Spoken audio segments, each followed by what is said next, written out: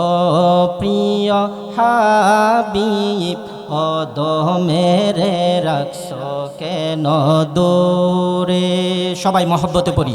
ও প্রিয় হাবিব ও দমেরে রাখছো কেন দূরে। বলুন প্রিয় অধমেরে রাখছো কেন দূরে। হাবশি বেলাল পাগল হইয়া খুঁজে তোমারে, সেই বেলালের মতো পাগল বানাও আমরারে। হাবশি বেলাল পাগল হইয়া খুঁজে তোমারে, সেই বেলালের মতো পাগল বানাও আমরারে। প্রিয় হাবিব অধমেরে রাখছো কেন দূরে। বলুন ও প্রিয় অধমেরে রাখছো কেন দূরে। বলুন ও প্রিয় হাবিব।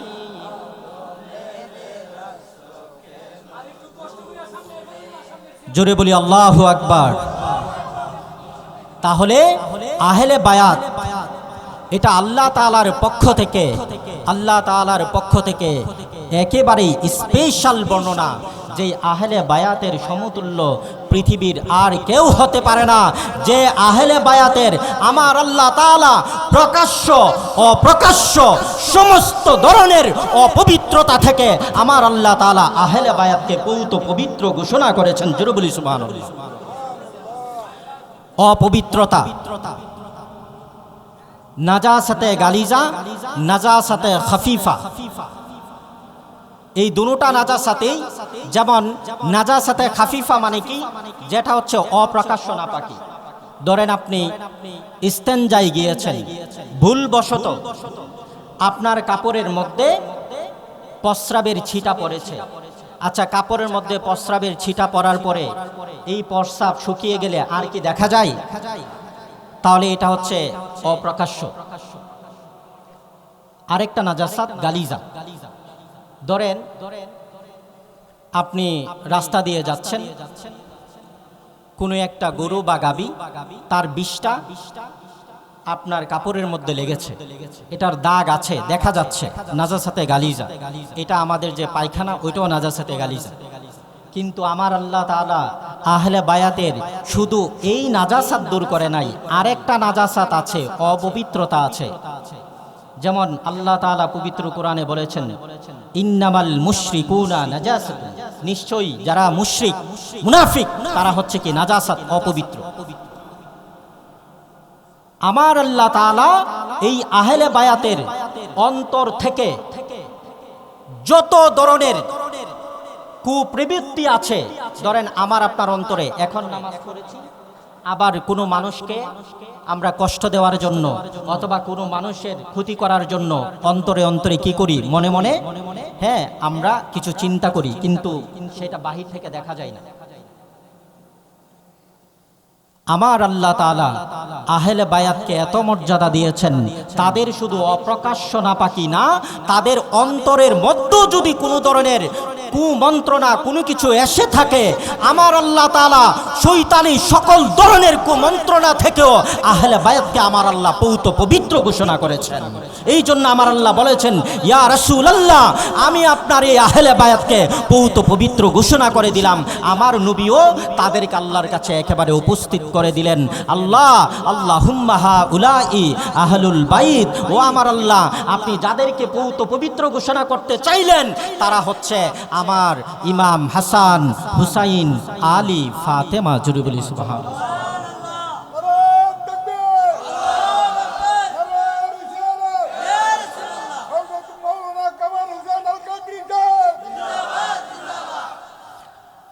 আহলে বায়াতকে মানলে কি হবে,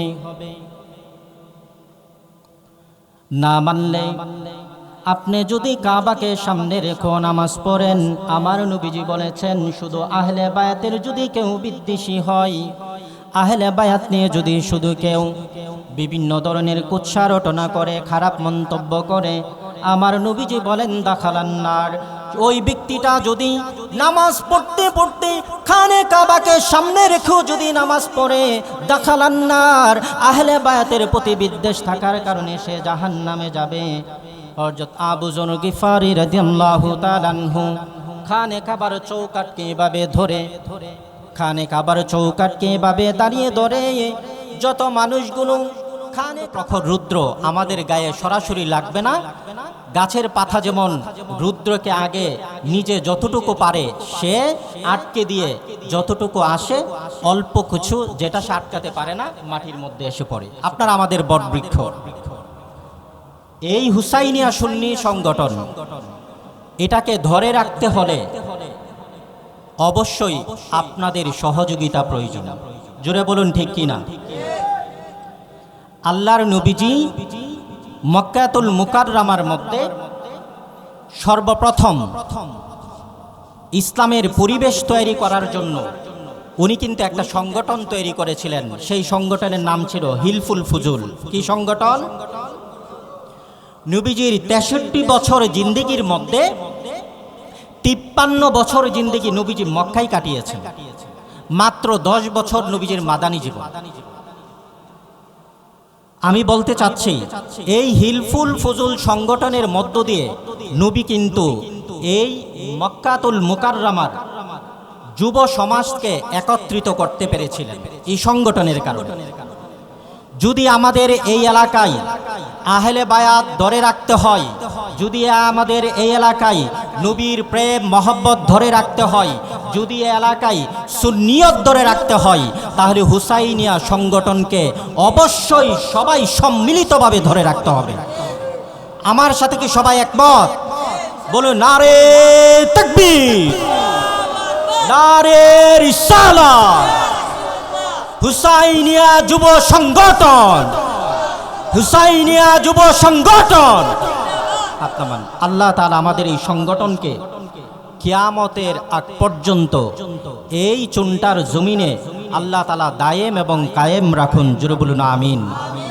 সবাই এই সংগঠনকে আমরা আমাদের যেই জায়গা থেকে পারি অর্থ দিয়ে, আমাদের বিভিন্ন পরামর্শ দিয়ে, বিভিন্ন সময় আমরা এই হুসাইনিয়া সংগঠনের যারা যুবক আছে তাদের পাশে থাকবো তো ইনশাল্লাহ।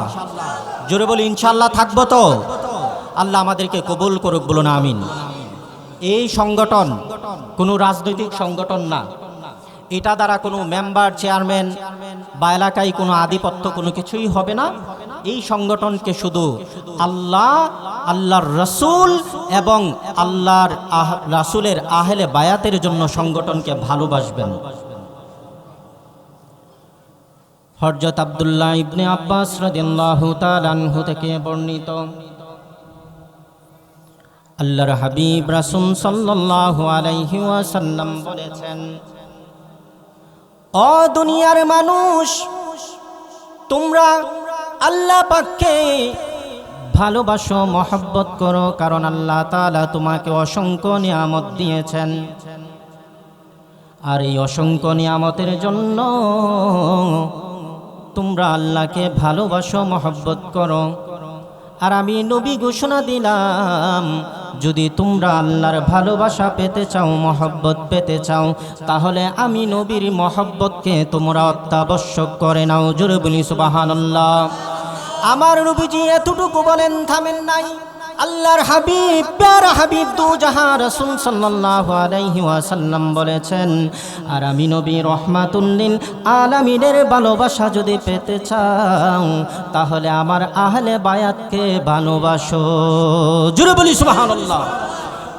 আমার নবীজি প্যারা হাবিব রাসূল পাক সাল্লাল্লাহু আলাইহি ওয়াসাল্লাম হাদিস শরীফের মধ্যে ইরশাদ করেন, হযরত আব্দুল্লাহ ইবনে আব্বাস রাদিয়াল্লাহু তাআলা আনহু থেকে হাদিস কানা বর্ণিত, তিনি বলেন, আল্লাহ রাসূল সাল্লাল্লাহু আলাইহি ওয়াসাল্লাম বলেছেন, এই হাদিসটুকু একটু মনোযোগ দিয়ে শুনবেন, কারণ আজকে আমার আপনার সমাজে মুসলমানের অভাব নাই, কিন্তু ইমাম হাসান হুসাইনি মুসলমানের অনেক অভাব।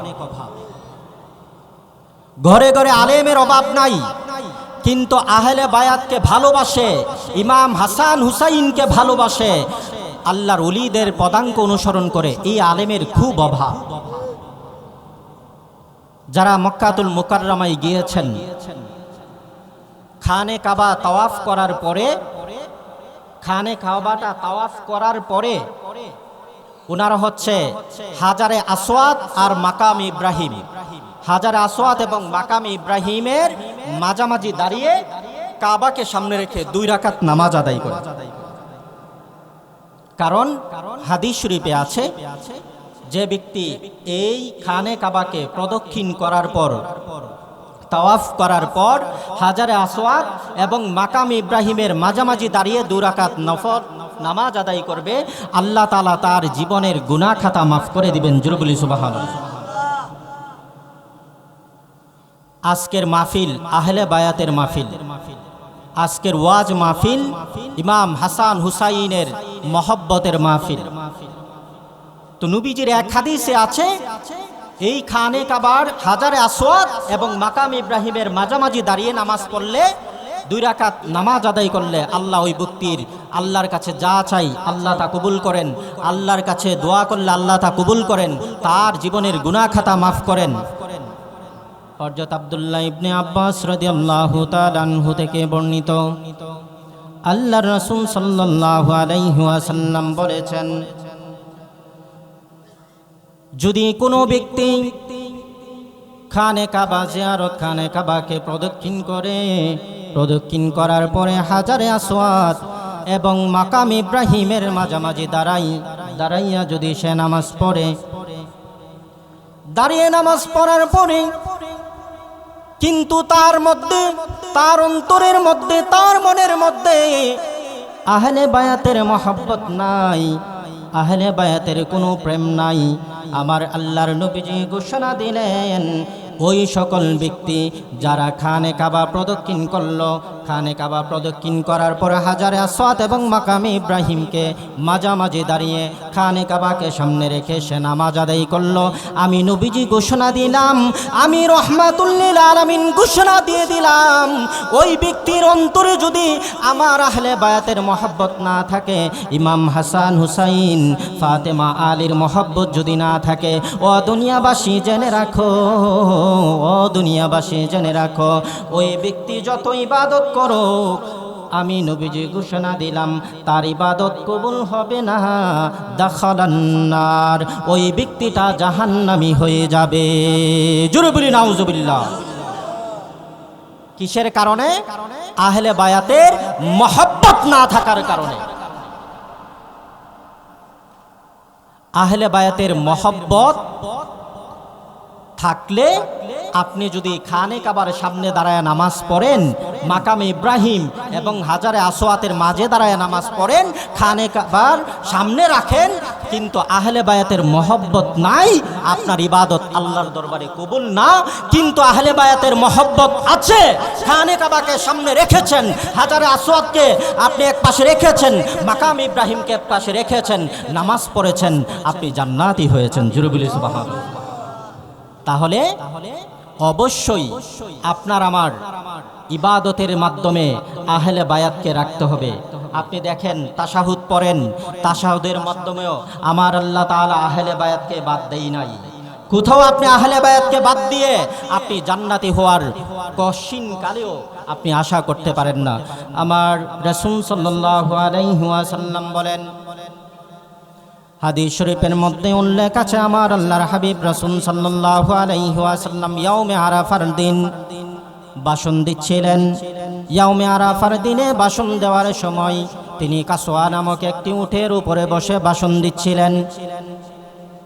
আল্লাহর হাবিব প্যারা দুজাহান রাসূল সাল্লাল্লাহু আলাইহি ওয়াসাল্লাম বলেন, আমি তোমাদের জন্য পৃথিবীতে 2টি জিনিস রেখে যাচ্ছি, তোমরা যদি এই 2টি জিনিসকে আঁকড়ে ধরো, আমি নবীজি রহমাতুল লিল আলামিন ঘোষণা দিলাম, লান তাদিল্লু, তাহলে তোমরা কখনো পথভ্রষ্ট হবে না। জোরে বলি সুবহানাল্লাহ। আপনারা এই হাদিসটুকু শুনেছেন, আমার নবীজি বলেছেন, আমি তোমাদের জন্য 2টি জিনিস রেখে যাচ্ছি, একটা হচ্ছে কিতাবুল্লাহ আর একটা হচ্ছে সুন্নাতে রাসূল।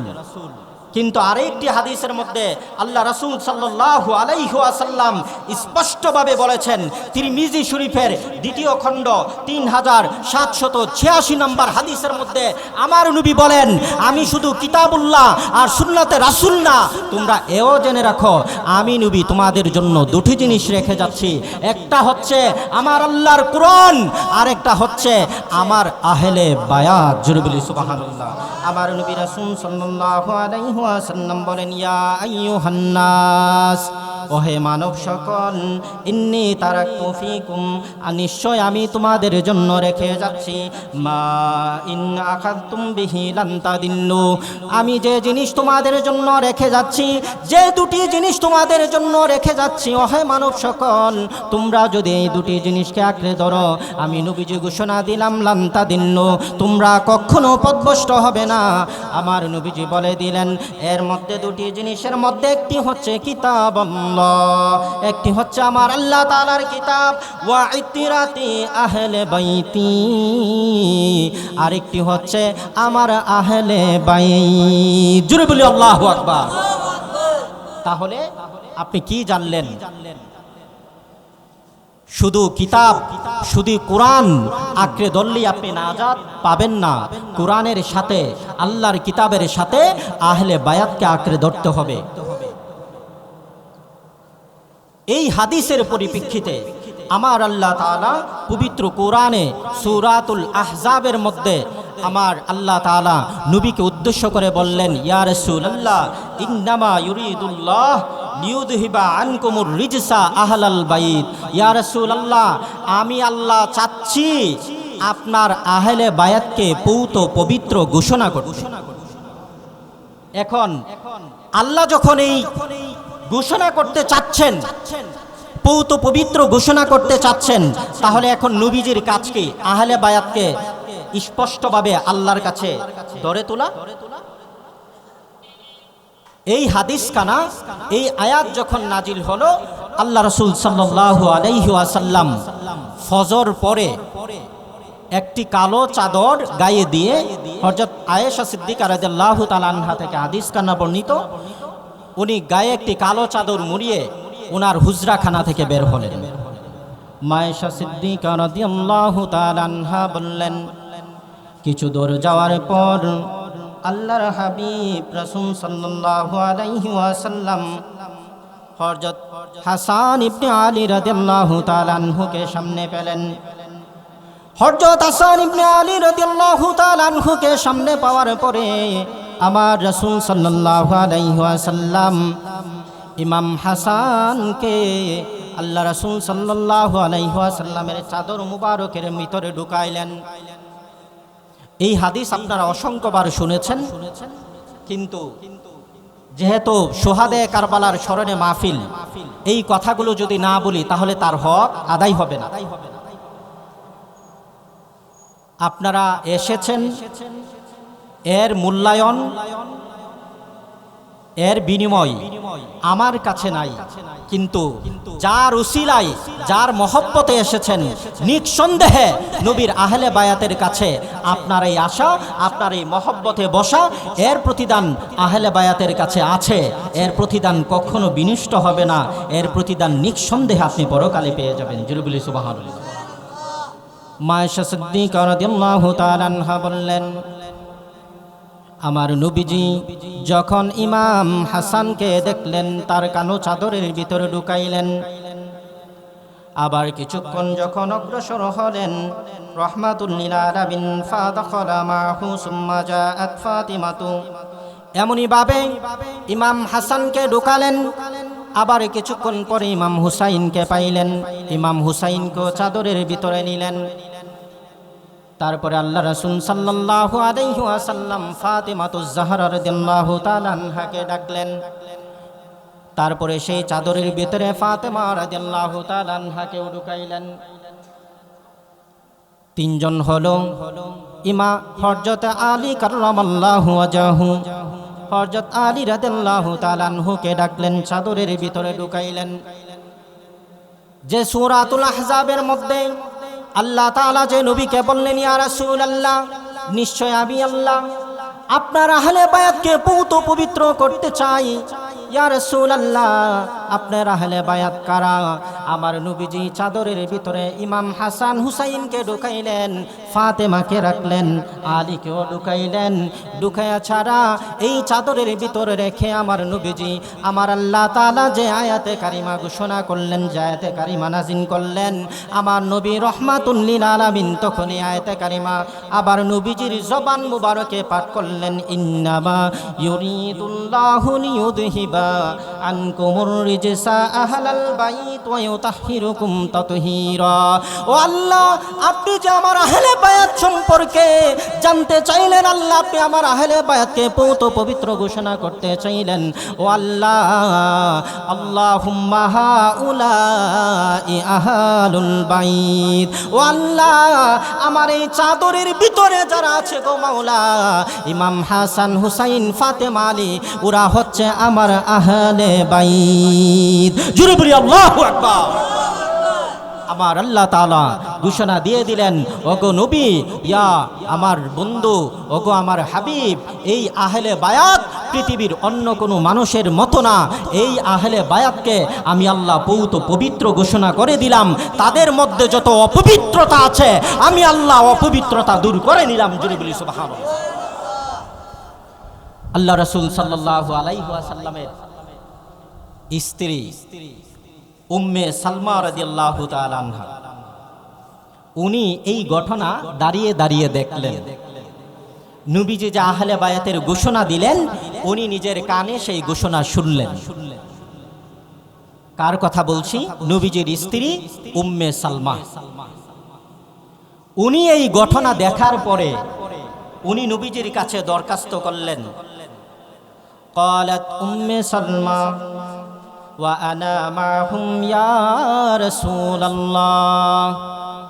ওগো আল্লাহর হাবিব, আপনার চাদরের ভিতরে যাদেরকে ঢুকাইলেন গো নবী, যাদেরকে আপনি পৌত পবিত্র ঘোষণা করলেন, ইয়া রাসূলুল্লাহ, আমার উম্মে সালমার বড় ইচ্ছা গো নবী, আমি তাদের সাথে থাকার জন্য, এই আহলে বায়াতের মধ্যে প্রবেশ করার জন্য। আমার নবীজি উম্মে সালমার এই ঘটনা শোনার পর আমার নবী রহমাতুল লিল আলামিন ঘোষণা দিয়ে দিলেন, ক্বালা আনতি আলা মাকানিক ওয়া আনতি আলা খায়র। জোরে বলি আল্লাহু আকবার। উম্মে সালমা আমার নবীজির স্ত্রী, আমার নবীজি এই আহলে বায়াত ঘোষণা করার পরে উম্মে সালমা যখন বলল, ইয়া রাসূলুল্লাহ, আমি কি এই আহলে বায়াতের সাথে থাকতে পারি? আমি কি আহলে বায়াতের চাদরের নিচে আসতে পারি? আমার নবীজি ঘোষণা দিয়ে দিলেন, ও উম্মে সালমা, তুমি তোমার জায়গায় যথেষ্ট, তুমি কল্যাণের উপরে আছো, কিন্তু আমার আহলে বায়াত তারা হচ্ছে আল্লাহ তাআলার পক্ষ থেকে স্পেশাল কিছু। জোরে বলছি সুবহানাল্লাহ। ও প্রিয় হাবিব, ও দো মেরে রাখছো কেন দূরে? সবাই মহব্বতে পড়ি। ও প্রিয় হাবিব, ও দো মেরে রাখছো কেন দূরে? বলুন প্রিয় অধমেরে রাখছো কেন দূরে? হাবশি বেলাল পাগল হইয়া খুঁজে তোমারে, সেই বেলালের মতো পাগল বানাও আমরারে। হাবশি বেলাল পাগল হইয়া খুঁজে তোমারে, সেই বেলালের মতো পাগল বানাও আমরারে। প্রিয় হাবিব, অধমেরে রাখছো কেন দূরে? বলুন ও প্রিয়, অধমেরে রাখছো কেন দূরে? বলুন ও প্রিয় হাবিব,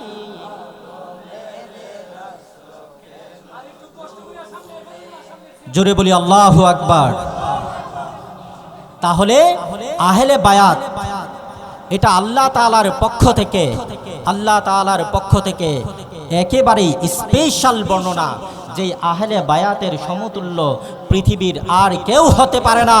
যে আহলে বায়াতের আমার আল্লাহ তাআলা প্রকাশ্য অপ্রকাশ্য সমস্ত ধরনের অপবিত্রতা থেকে আমার আল্লাহ তাআলা আহলে বায়াতকে পৌত পবিত্র ঘোষণা করেছেন। জোরে বলি সুবহানাল্লাহ। অপবিত্রতা, নাজাসাতে গালিজা, নাজাসাতে খাফিফা, এই দুটোটা নাজাসাতেই, যেমন নাজাসাতে খাফিফা মানে কি, যেটা হচ্ছে অপ্রকাশ্য নাপাকি।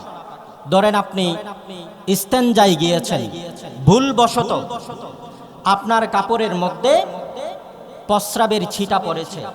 আচ্ছা, কাপড়ের মধ্যে প্রস্রাবের ছিটা পড়ার পরে এই প্রস্রাব শুকিয়ে গেলে আর কি দেখা যায়? তাহলে এটা হচ্ছে অপ্রকাশ্য।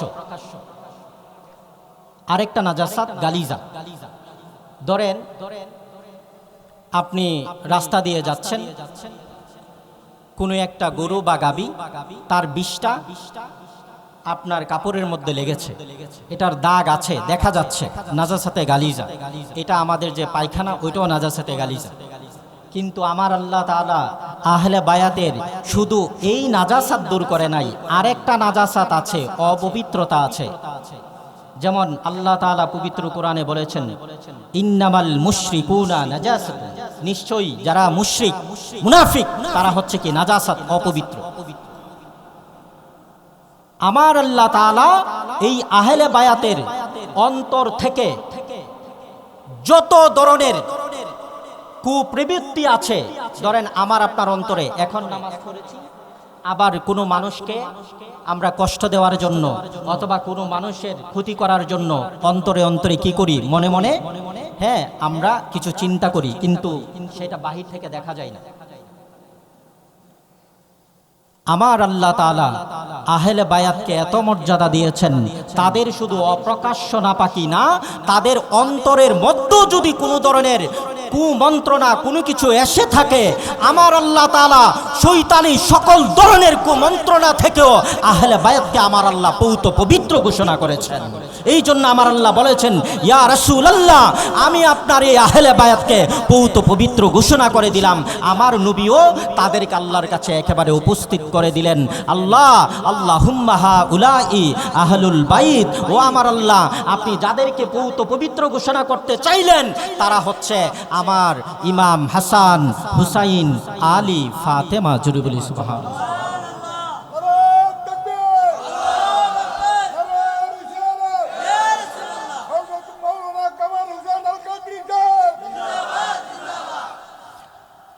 আহলে বায়াতকে মানলে কি হবে,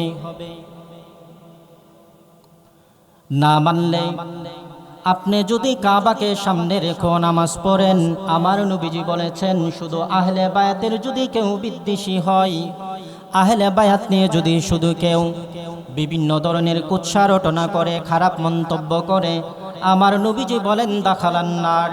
ওই ব্যক্তিটা যদি নামাজ পড়তে পড়তে খানে কাবাকে সামনে রেখেও যদি নামাজ পড়ে, দাখালান নার, আহলে বায়াতের প্রতি বিদ্বেষ থাকার কারণে সে জাহান্নামে যাবে। হযরত আবু যর গিফারি রাদিয়াল্লাহু তাআলা আনহু খানে কাবার চৌকাটকে এভাবে ধরে, খানে কাবার চৌকাটকে এভাবে দাঁড়িয়ে ধরে যত মানুষগুলো খানে কাবার আশেপাশে, খানে কাবার, সবাই একটু মহব্বতে জিকির করি, আল্লাহ আল্লাহ আল্লাহ আল্লাহ আল্লাহ আল্লাহ আল্লাহ আল্লাহ আল্লাহ আল্লাহ আল্লাহ আল্লাহ আল্লাহ।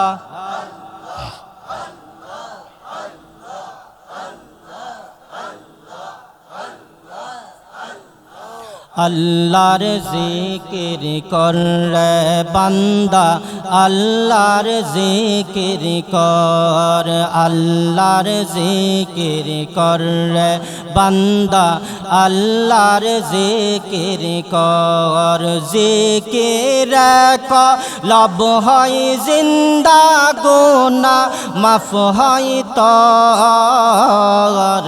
আল্লাহর জিকির কর রে বান্দা, বান্দা আল্লাহর জিকির কর মৌলার জিকির কর রে বান্দা মৌলার জিকির কর আল্লাহ আল্লাহ আল্লাহ আল্লাহ জিকির করে আল্লাহর ওলি শাহ জালাল ইয়া মনে জিকির করে আল্লাহর ওলি শাহ জালাল ইয়া মনে যাই নামাজ বিছাইয়া তিনি যাই নামাজ বিছাইয়া তিনি সুরমা নদী দেই পারে আল্লাহর জিকির কর বান্দা আল্লাহর জিকির কর মৌলার জিকির কর বান্দা মৌলার জিকির কর জিকির কলব হয় জিন্দা গুনাহ মাফ হয় তর আল্লাহর জিকির কর বান্দা আল্লাহর জিকির কর মৌলার জিকির কর বান্দা মৌলার জিকির কর আল্লাহ আল্লাহ আল্লাহ জিকির করে আল্লাহর ওলি আমার গৌসে পাক আব্দুল কাদের জিকির করে আল্লাহর ওলি গৌসে পাক বাগদাদি চোরকে বানাইলেন তিনি চোরকে বানাইলেন তিনি আল্লাহ রলি হিসাবে আল্লাহর জিকির কর বান্দা আল্লাহর জিকির কর মৌলার জিকির কর বান্দা মৌলার জিকির কর আল্লাহর জিকির কর বান্দা আল্লাহর জিকির কর জিকির কলব হয় জিন্দা গুনাহ মাফ হয় তর আল্লাহর জিকির কর বান্দা আল্লাহর জিকির কর মৌলার জিকির কর বান্দা মৌলার জিকির কর আল্লাহ আল্লাহ আল্লাহ আল্লাহ আল্লাহ আল্লাহ আল্লাহ আল্লাহ আল্লাহ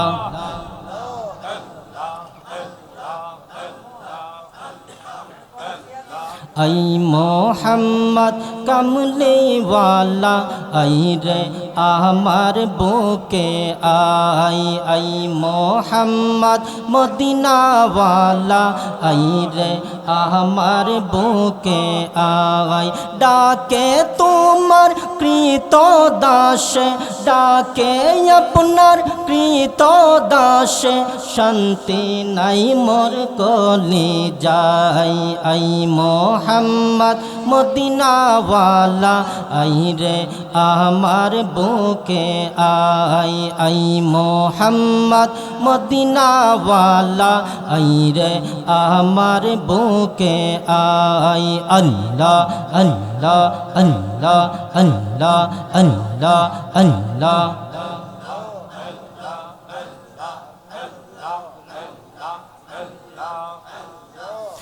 ला इलाहा इल्लल्लाह मुहम्मदुर रसूलुल्लाह सल्लल्लाहु ताला अलैहि वसल्लम।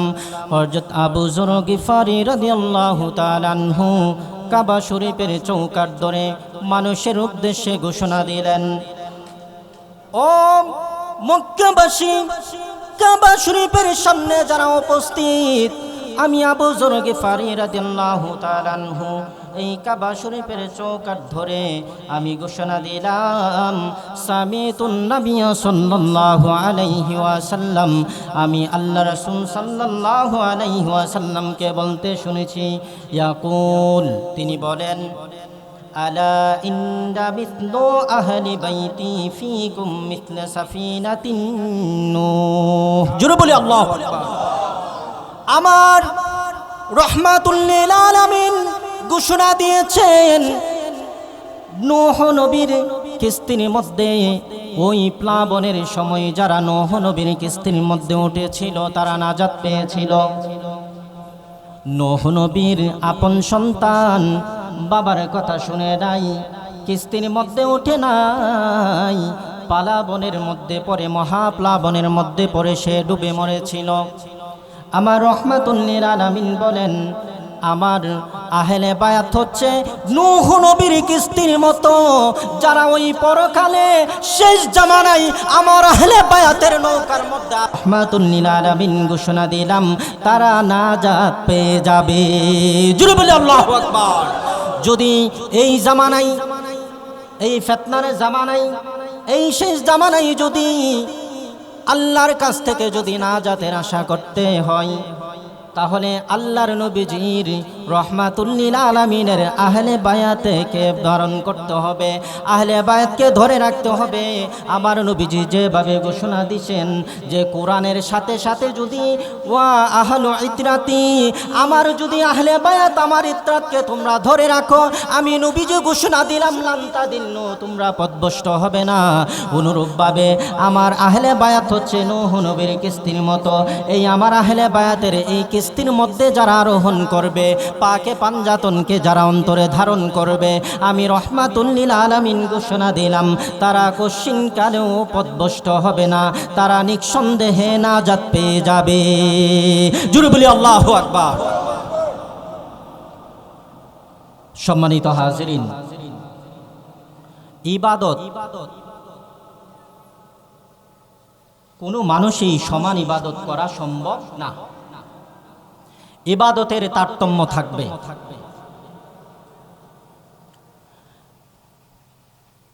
হযরতে সাইয়্যিদুনা আবু বকর সিদ্দিক রাদিয়াল্লাহু তাআলা আনহু, হযরতে উমর ফারুক রাদিয়াল্লাহু তাআলা আনহু, উনাদের মধ্যেও একটা স্তর ছিল। এই স্তর ছয়লে বলেই আমার নবীজি এই খুলাফায়ে রাশেদা নবীর জবান মুবারকে ঘোষণা দিয়েছেন।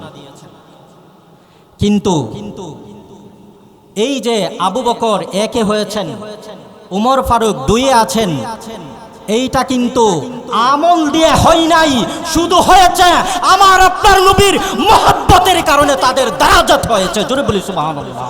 অনুরূপভাবে এই জামানায় কিয়ামতের আগ পর্যন্ত যারা আহলে বায়াতকে মহব্বত করবে, আহলে বায়াতকে যে যত বেশি আঁকড়ে ধরবে, তার দারাজাত তত বেশি উপরে যাবে, তার সম্মান তত বেশি উপরে উঠে যাবে। জোরে বলি সুবহানাল্লাহ। আমার নবী রাহমাতুল লিল আলামিন হযরত উসামা রাদিয়াল্লাহু তাআলা হযরত উসামা ইবনে যায়েদ রাদিয়াল্লাহু তাআলা আনহু থেকে হাদিস খানা বর্ণিত। ফাকালা হাযা ইবনায়া ওয়া ইবনা ইবনাতি, আমার নবীজি রাহমাতুল লিল আলামিন ইমাম হাসান হুসাইনকে দুজনকে ঘোষণা করলেন, দুজনকে ডেকে বললেন, দুজনকে উদ্দেশ্য করে বললেন, এই দুই বেটা আমার সন্তান এবং আমার কন্যা ফাতেমার সন্তান। দেখেন কত বড় হিকমত। আপনি যে নবীর সাথে বিভিন্নভাবে চলে বলে কৌশলে আপনি যে বিভিন্ন সময় নবীকে ছোট করতে চান, নবীর সম্মান খাটো করার চেষ্টা করেন, এই দুনিয়ায় শুধু আমি আপনি না, হযরত আদম আলাইহিস সালাতু ওয়াস সালাম থেকে একেবারে ঈসা রূহুল্লাহ পর্যন্ত যত পয়গাম্বর আছেন, সমস্ত পয়গাম্বর এবং আমরা যারা উম্মতে মুহাম্মদী আছি, আমার আপনার নসল বংশধর হয় সন্তানের দ্বারা। কিসের দ্বারা? সন্তানের দ্বারা। আর আল্লাহর হাবিব, প্যারা হাবিব রাসূল সাল্লাল্লাহু আলাইহি ওয়াসাল্লামের বংশ আল্লাহ জারি রেখেছেন কন্যা সন্তানের, উনার নাতি দ্বারা। অতএব এটা দ্বারা বোঝা যায় আমার নবীজির কোনো কিছুই দুনিয়ার কারো সাথে সমকক্ষ হতে পারে না। এই জন্য আমার নবীজি বেমিসাল বেনজির। জোরে বলি সুবহানাল্লাহ। তো আমার নবীজি ইমাম হাসান হুসাইনকে উদ্দেশ্য করে বললেন, এই দুই বেটা আমার সন্তান, আমার কন্যা ফাতেমার সন্তান। তারপরে আমার নবীজি বলেন, আল্লাহুম্মা ইন্নী উহিব্বুহুমা, আয় আল্লাহ, আমি এই দুইজনকে ভালোবাসি মাওলা, তুমিও তাদেরকে ভালোবাসো আল্লাহ। আল্লাহ শুধু তাই নয়, ওয়া আহাব্বা মান ইউহিব্বুহুমা, ওগো আল্লাহ, দুনিয়াতে যারা আমার এই দুই কলিজার টুকরাকে ভালোবাসবে আল্লাহ তুমিও তাদেরকে ভালোবাসো। জোরে বলি আল্লাহু আকবার, আরো জোরে বলি আল্লাহু আকবার। খোদা তোমার দুনিয়াতে একা আমি নিঃসহায়, মরুভূমি কারবালায়, মরুভূমি কারবালায়, তৃষ্ণা নিয়ে যাই গরেখে পানি তোমার দরিয়ায়, মরুভূমি কারবালায়।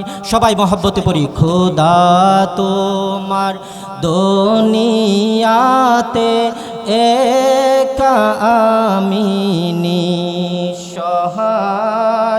মরুভূমি কারবালায়, মরুভূমি কারবালায়, তৃষ্ণা নিয়ে যাই গরেখে পানি তোমার দরিয়ায়, মরুভূমি কারবালায়। আজিকে আজিদের কবজাই পরে ফুরাতের পানি বয়ে যায়। জোরে বলি আল্লাহু আকবার। পানি পানি করে নবীর বংশ শহীদ হয়ে যায়, বংশ শহীদ হয়ে যায়। দেখো আমার করুণ দশা, দাপিত এই সাহারায়, মরুভূমি কারবালায়, মরুভূমি কারবালায়। সালাতুন ইয়া রাসূলাল্লাহ,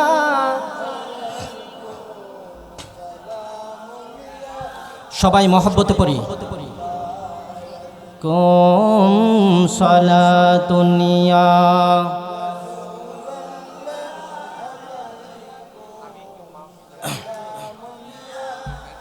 বিবাল্লাহ আলাইকুম মুহাম্মদ মুস্তফা জানে খোদা কো, খোদা জানে মুহাম্মদ মুস্তফা কো।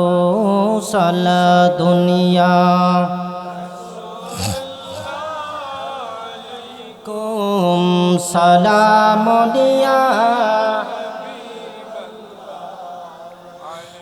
আমল নাই মোর পরকালে দেখাইবা, আহলে বায়াতের তসবি বড়ই মেহেরবান। সালাতুন ইয়া রাসূলাল্লাহ, সালামুন ইয়া আমল নাই মোর পরকালে দেখাইবা। ইয়া রাসূলাল্লাহ, তোমার নামের তসবি বড়ই মেহেরবান। সালাতুন ইয়া রাসূলাল্লাহ, সালামুন ইয়া আলাইকুম সালামুনিয়া আমার নবী রহমাতুল লিল আলামিন। যাদেরকে ভালোবাসলে আল্লাহ তাদেরকে ভালোবাসেন সেই ঘোষণা দিয়েছেন। আমার নবী রহমাতুল লিল আলামিন ঘোষণা দিয়েছেন আমার আহলে বায়াত হচ্ছে নূহ নবীর কিস্তির মতো, যেই কিস্তির মধ্যে উঠলে নাজাত পাওয়া যায়। আমার নবী রহমাতুল লিল আলামিন ঘোষণা দিয়েছেন আমি দুটো জিনিস রেখেছি, এর মধ্যে একটি হচ্ছে আহলে বায়াত। আহলে বায়াতকে যদি তুমি ধরো, কোরআনকেও যদি তুমি আঁকড়ে ধরো, লান্তা দিন্ন তুমি পথভ্রষ্ট হবে না। আমার নবীজি ঘোষণা দিয়েছেন ও আমার বান্দা, তুমি যত ইবাদত করো, যদি আমার আহলে বায়াতের সাথে বিদ্বেষ হও, আমার আহলে বায়াতের বিরোধিতা করো, তুমি খানে কাবাকে সামনে রেখে, হাজারে আসওয়াদকে এক পাশে রেখে, মাকাম ইব্রাহিমকে এক পাশে রেখে যদি মাঝখানে দাঁড়ায়া নামাজ পড়ো, দাখালান নার, তুমি জান্নাত পাবে না, জাহান্নামী হইবা। এত কিছু আমার রহমাতুল লিল আলামিন আহলে বায়াত সম্পর্কে ঘোষণা দেওয়ার পরেও এমন কিছু মানুষ পৃথিবীর মধ্যে আছে, এমন কিছু নাফরমান মুসলমান আছে। মুসলমান বললাম কারণ আহলে বায়াতের বিদ্বেষী হিন্দুরা করে না, আহলে বায়াতের বিদ্বেষী ইহুদি নাসারা করে না, আহলে বায়াতের বিদ্বেষী আমার আপনার মতো দাড়ি টুপি লাগিয়ে মুসলমানরাই আহলে বায়াতের বিদ্বেষী হয়। জোরে বলুন ঠিক কিনা? আল্লাহ জান্নাত বানাইছে মুমিনের জন্য, মুসলমানিত্ব থাকতে হবে, ঈমানটাকে সবার আগে প্রায়োরিটি দিতে হবে। পরকালে আমার আল্লাহ তাআলা হিসাব নিকাশের যখন দাড়ি পাল্লা দাঁড় করাবেন, ওই হাসরের মাঠে হিন্দুদের কোনো হিসাব নিকাশ হবে না, যারা ইহুদি খ্রিস্টান নাসারা তাদের কোনো হিসাব নিকাশ হবে না। কারণ তাদের হিসাব নিকাশ কি? এটা কোরআনে আছে, তারা যা পাওয়ার আল্লাহ পৃথিবীতে তাদেরকে দিয়ে দিয়েছেন। পরকালে তার ঈমান যাদের আছে, যারা মুসলমানিত্ব গ্রহণ করেছে, ঈমান যাদের আছে, তাদের হিসাব নিকাশ হবে। আপনি পরীক্ষার হলেই ঢুকেন নাই, আপনার খাতা দেখার তো কোনো প্রশ্নই আসে না। সর্বপ্রথম আপনি মুসলমানের যেই লাইন আছে, যেই ঠিকানা আছে, সেই ঘরে ঢুকতে হবে। তারপর আপনার আমলের হিসাব নিকাশ হবে, আপনার আমলের সাথে ঈমান আছে কিনা।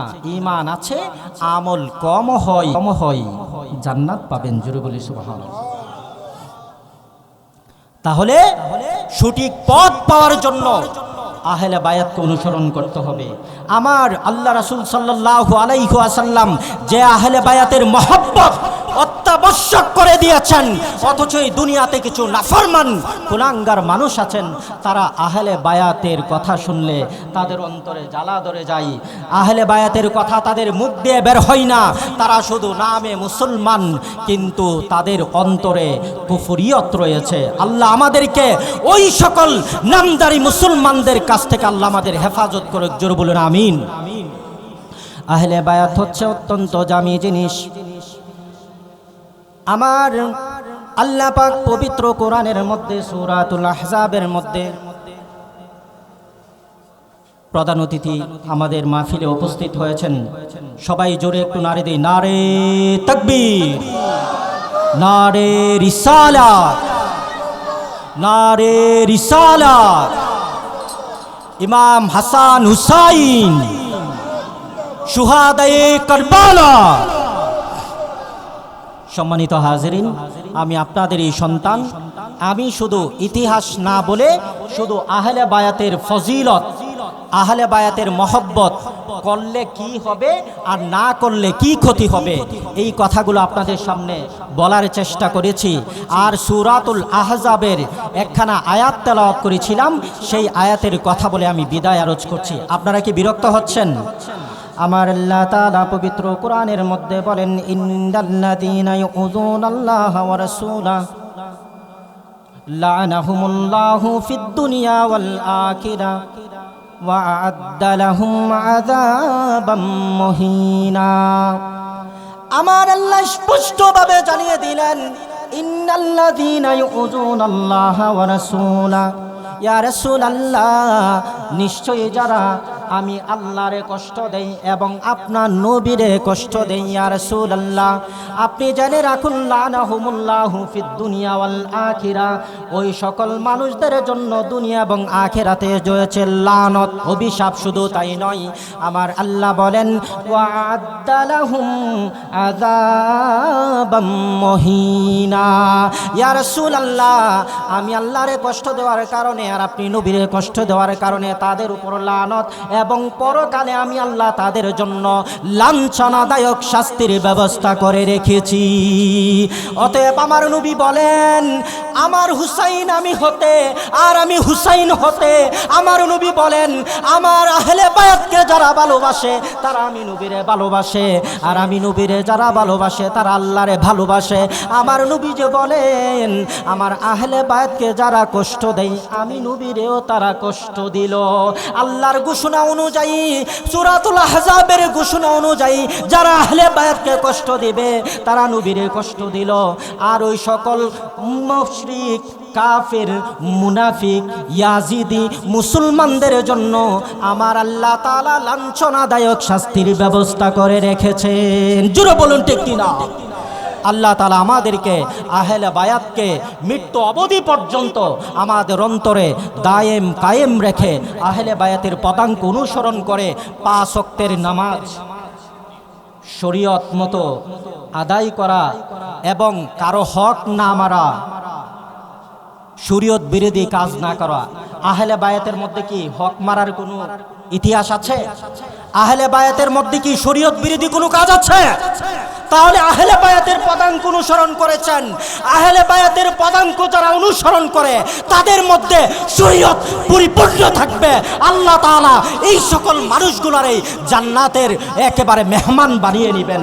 আল্লাহ তাআলা আমাদেরকে আহলে বায়াতকে অনুসরণ করে শরীয়ত মতো জীবন যাপন করে মৃত্যুর জান্ডা, মৃত্যুর পেয়ালা আমাদেরকে বরণ করার তৌফিক দান করুক। সবাই বলি আমিন।